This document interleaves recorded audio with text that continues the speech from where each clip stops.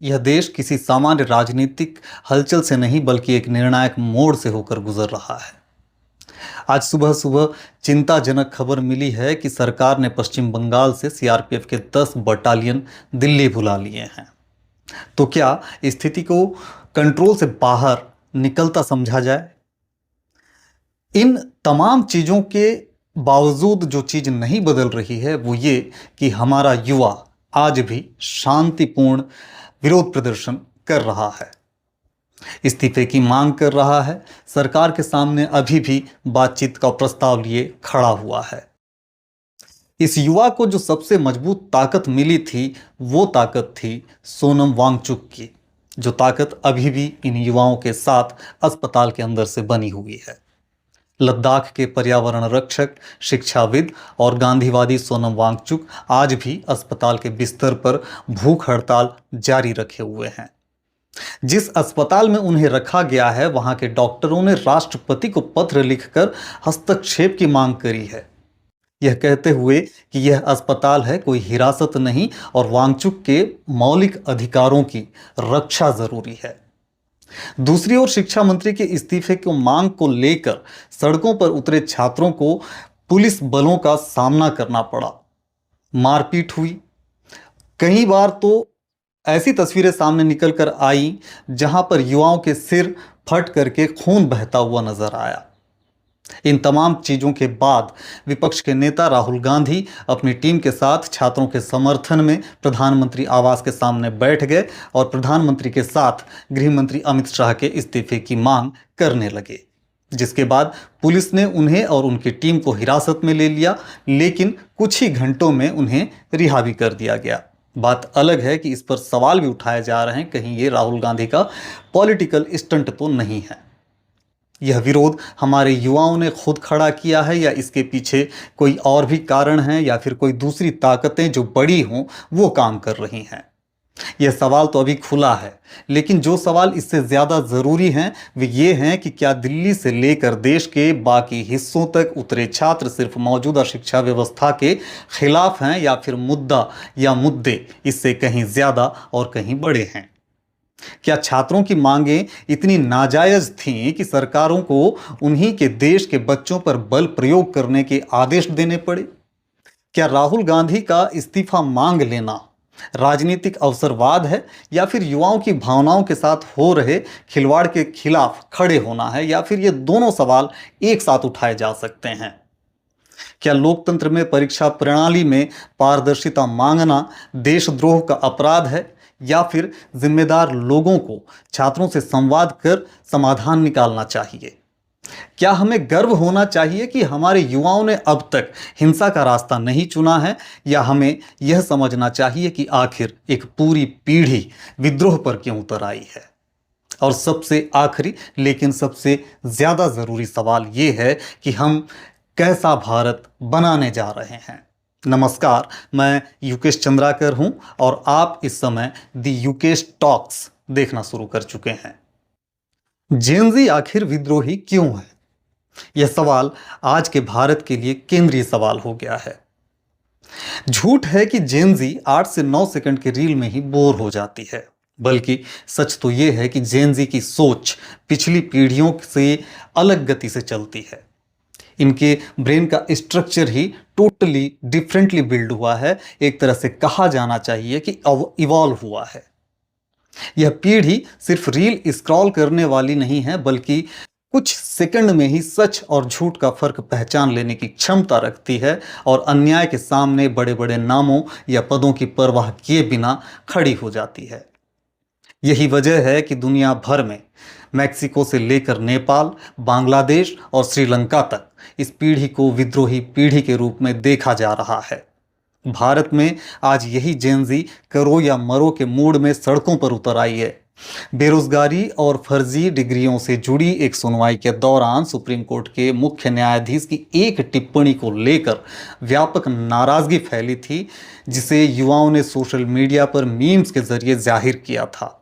इसी माहौल में एक युवा अभिजीत दीपके ने एक व्यंग्यात्मक मीम पेज बनाया था, कॉकरोच जनता पार्टी, जिसे देखते ही देखते लाखों युवाओं का समर्थन मिल गया था। सवाल ये है कि क्या यह सिर्फ एक मजाक था या बरसों से दबे उस गुस्से का इजहार था जिसे हम सिर्फ एक चुटकुला समझकर टाल रहे थे या फिर हमारी सरकारें टाल रही थीं। जेनजी का गुस्सा अकारण नहीं है, बेवजह नहीं है। यह कोई सामान्य विरोध नहीं है। यह पूरी की पूरी एक पीढ़ी का संचित कलेक्टिव आक्रोश है, गुस्सा है, असंतोष है, जो अब खुलकर सामने आ रहा है। डिजिटल युग में पली बढ़ी ये पीढ़ी सूचना को बहुत तेजी से परखती और प्रोसेस करती है, लेकिन इसी पीढ़ी को बचपन से समाज और व्यवस्था ने मुख्यतः उपेक्षा, अपमान और टूटे वादे दिए हैं। इन युवाओं ने अपने माता पिता को दिन रात संघर्ष करते हुए देखा है। लाखों ऐसे युवा हैं जिनके नसीब में टूटी सड़कें आईं, जर्जर स्कूल आए। इनके स्कूलों में जो पाठ्यक्रम मिला वो घिसा पिटा पुराने ढर्रे का पाठ्यक्रम था। बदहाल अस्पताल, पानी की किल्लत। बड़े होते होते इन्होंने देखा कि कोविड के दौर में किस तरह से मौत तांडव मचा रही है। लॉकडाउन की अनिश्चितता में जिस तरह से एक छोटे से कमरे में कैद कर दिया गया, वहां पर भविष्य पूरी तरह अंधकारमय हो गया। एक ऐसा भय इन युवाओं के अंदर समा गया, एक ऐसा गुस्सा समा गया कि आखिर ये किस तरह की दुनिया है जहां पर इन्होंने जन्म ले लिया है। महंगाई, बेरोजगारी, जलवायु संकट, जंगलों की कटाई और बार बार होने वाले पेपर लीक, जिन्होंने इनकी मेहनत को बेमानी कर दिया। इन सब के बीच जवाबदेही लगभग नदारद रही।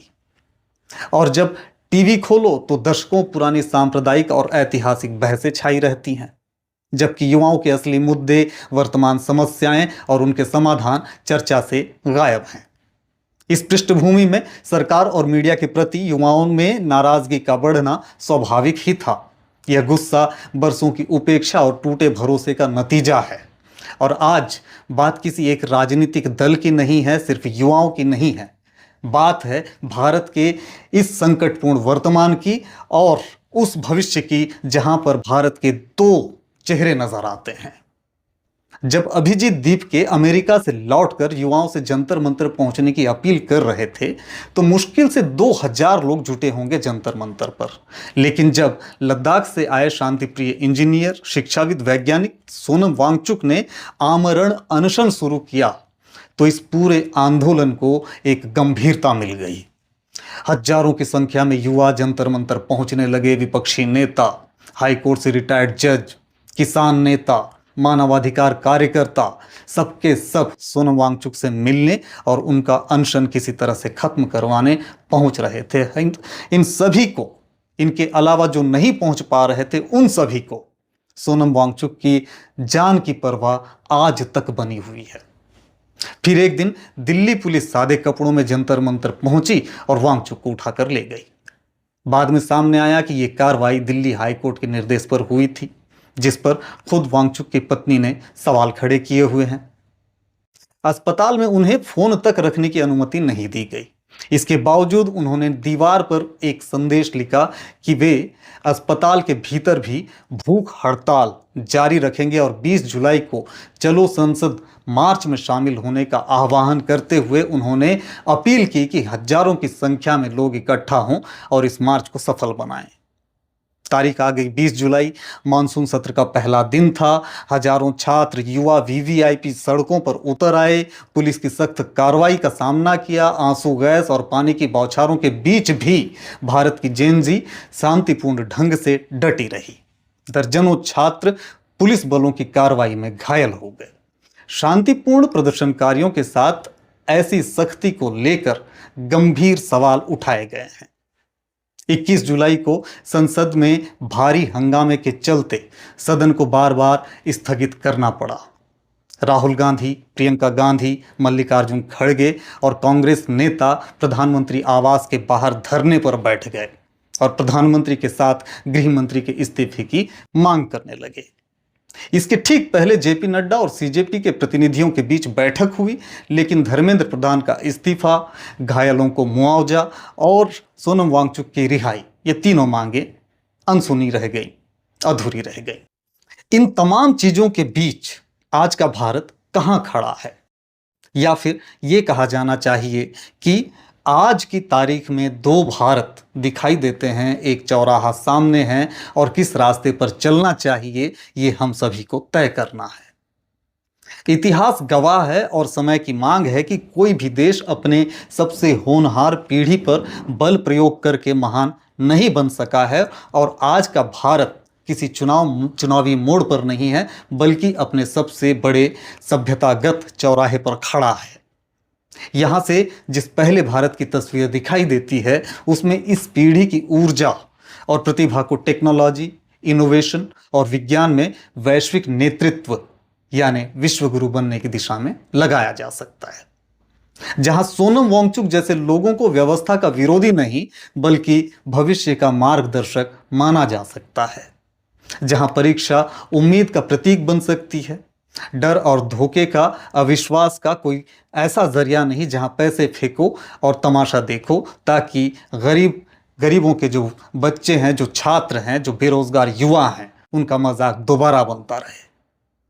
यह रास्ता चुनने पर यही जेन ज़ी भारत को ग्लोबल लेवल पर सिर उठाकर खड़ा करके रखेगी। दूसरा भारत दिखाई देता है एक ऐसे रास्ते पर जो किसी को भी डराने के लिए काफी है। अगर देश का सबसे प्रतिभाशाली युवा ये मान के चले कि यहाँ इस देश में ईमानदारी से कुछ नहीं हो सकता है, तो ब्रेन ड्रेन का खतरनाक दौर शुरू हो सकता है। इसके क्या मतलब हुए? प्रतिभाशाली युवा दूसरे देशों की तरफ पलायन कर सकते हैं। जो देश में रह जाएंगे वे या तो निराशा में डूब जाएंगे या उनका दबा हुआ गुस्सा एक दिन व्यवस्था के पूरे ताने बाने को झुलसा कर रख देगा। जब किसी देश का युवा उम्मीद छोड़ देता है तो उसे तबाह करने के लिए किसी बाहरी दुश्मन की जरूरत नहीं रह जाती। वह देश भीतर ही भीतर खोखला होकर खुद ही ढह जाता है। तो ऐसे में सवाल उठता है कि रास्ता क्या है, समाधान कहाँ है? तो जवाब मिलता है कि इस बार समाधान भाषणों में नहीं मिलने वाला। जेन ज़ी को भाषणों से मतलब है ही नहीं। सरकार के लिए जरूरी है कि युवाओं के आक्रोश को कानून व्यवस्था की फाइल समझना बंद करना होगा। लाठियों के दम पर सत्ता चलाई जा सकती है, लेकिन देश नहीं चलाया जा सकता। इस बात को वर्तमान सरकारों को गहराई से समझने की जरूरत है।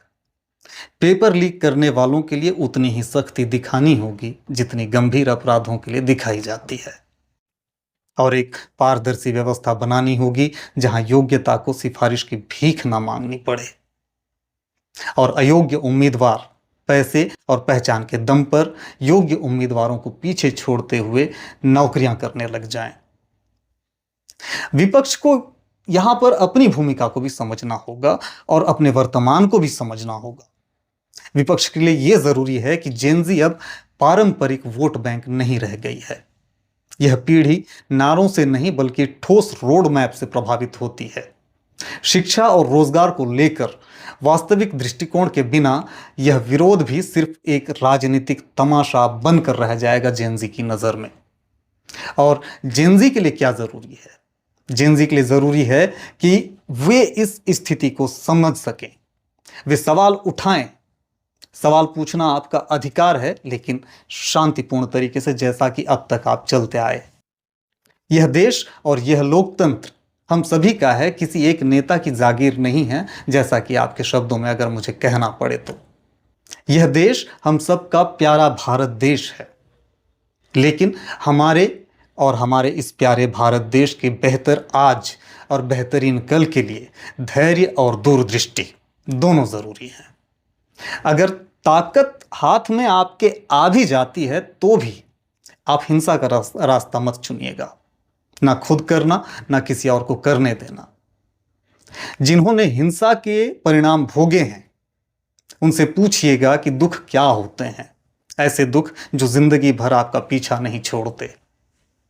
उनकी आंखों में आपको एक अजीब सी खामोशी नजर आएगी, हो सकता है कि कुछ आंखें झलक जाएं। तो ऐसे हालात बने हुए हैं कि देश के सामने एक ऐसा मोड़ आ गया है जहां से एक कदम इधर से उधर होने का मतलब भारत की बर्बादी भी है। और अगर समझदारी से चले तो इस देश से खूबसूरत और इस देश से अधिक संपन्न और शक्तिशाली कोई दूसरा देश नहीं बन सकता। क्यों? क्योंकि हमारे देश में युवाओं की संख्या, पढ़े लिखे युवाओं की संख्या सबसे ज्यादा है। तो जब हालात इतने क्रिटिकल हो ही चुके हैं तो एक सवाल, एक आखिरी सवाल भारत के नागरिकों को अपने आप से पूछना चाहिए कि किस तरह का भारत हम चाहते हैं। क्या हम एक ऐसा भारत चाहते हैं जहां आने वाली पीढ़ियों को अपने हक के लिए सड़कों पर उतरना पड़े, या एक ऐसा भारत चाहते हैं जहां हर युवा सम्मान से जी सके और अपने सपने पूरे कर सके? फैसला तो हम ही को करना है, क्योंकि इतिहास सिर्फ अत्याचारियों को याद नहीं रखता, सिर्फ महान हस्तियों को याद नहीं रखता, वह उन लोगों की खामोशी को भी दर्ज करता है जिन्होंने अन्याय होते हुए देखा जरूर लेकिन चुप रहे। अपनी बेबाक राय कमेंट में लिखिएगा ज़रूर। अगर लगता है कि यह बात हर घर तक पहुँचे, हर युवा और सत्ता के हर एक गलियारे तक पहुँचनी चाहिए, तो इस वीडियो को ज़्यादा से ज़्यादा शेयर कीजिएगा। चैनल को सब्सक्राइब कर लीजिएगा ताकि हमें भी आपसे ताकत मिलती रहे। नमस्कार, मुझे दीजिएगा इजाज़त। जय हिंद।